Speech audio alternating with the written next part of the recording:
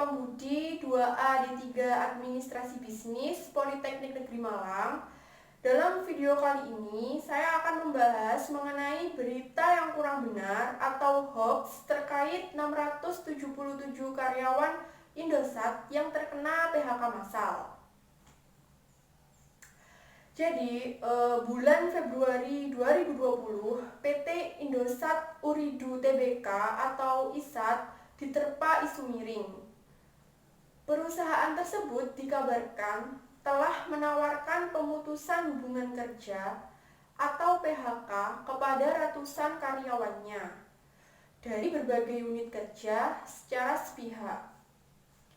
Kabar itu pertama kali disuarakan oleh Serikat Pekerja Indosat yang menilai penawaran PHK massal diberikan perusahaan terkesan memaksa dan ilegal. Menurut Presiden Serikat Pekerja Indosat, Roro Dwihandayani, Serikat Pekerja Indosat menyesalkan keputusan itu karena tidak dirundingkan dan disepakati secara tertulis. Padahal undang-undang dan PKB yang berlaku di Indosat mewajibkan adanya perundingan dan kesepakatan tertulis jika perusahaan ingin melakukan PHK. Jadi yang dilakukan Indosat saat ini merupakan program PHK ilegal menurut Serikat Pekerja Indosat. Namun tak lama setelah berita tersebut beredar, manajemen PT Indosat Tbk angkat suara. Indosat menolak anggapan tersebut.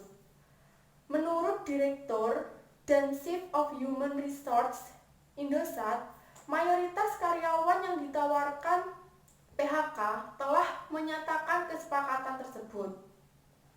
Karena PHK senantiasa dilakukan secara adil dan sesuai dengan ketentuan yang berlaku. Dan juga mengomunikasikan langsung secara transparan kepada setiap karyawan, baik yang terkena dampak maupun yang tidak terkena dampak, serta memberikan paket kompensasi yang jauh lebih baik dari yang dipersyaratkan oleh undang-undang bagi karyawan yang terdampak. Dari 677 karyawan yang terdampak, lebih dari 80% telah setuju menerima paket kompensasi.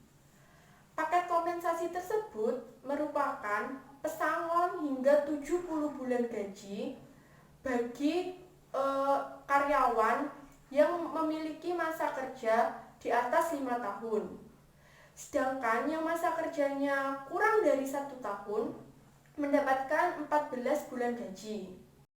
Namun rata-rata pesangon yang diberikan sebesar 43 bulan gaji. Gaji karyawan terdampak PHK pun juga sudah dinaikkan sebesar 3 hingga 6%. Dan dalam PHK ini tidak ada intimidasi sama sekali. Jadi, masing-masing karyawan dipanggil secara terpisah dan dijelaskan hak yang akan didapatkan apabila setuju dirumahkan. Keputusan PHK massal ini sebenarnya sudah digodok oleh Indosat sejak tahun lalu.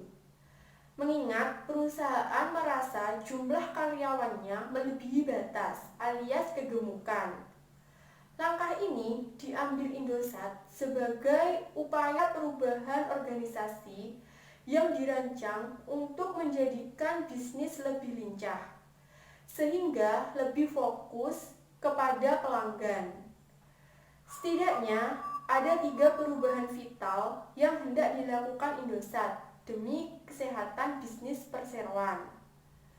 Upaya perubahan yang pertama dilakukan Indosat adalah dengan memperkuat tim regional agar lebih cepat mengambil keputusan dan lebih dekat dengan pelanggan. Upaya perubahan yang kedua yaitu mengalihkan penanganan jaringan ke pihak ketiga, penyedia jasa managed service, serta dengan praktik terbaik di industri. Dan upaya yang ketiga yaitu restructuring organisasi, yaitu menambahkan SDM untuk meningkatkan daya saing dan meningkatkan kualitas layanan dan pengalaman pelanggan, serta merampingkan SDM di beberapa fungsi bisnis.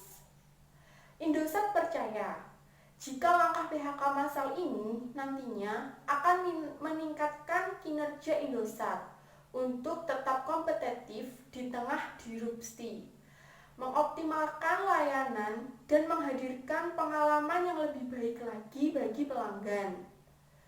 Keputusan ini juga adalah salah satu langkah strategis dalam menjadikan Indosat Ooredoo sebagai perusahaan digital yang terdepan dan terpercaya.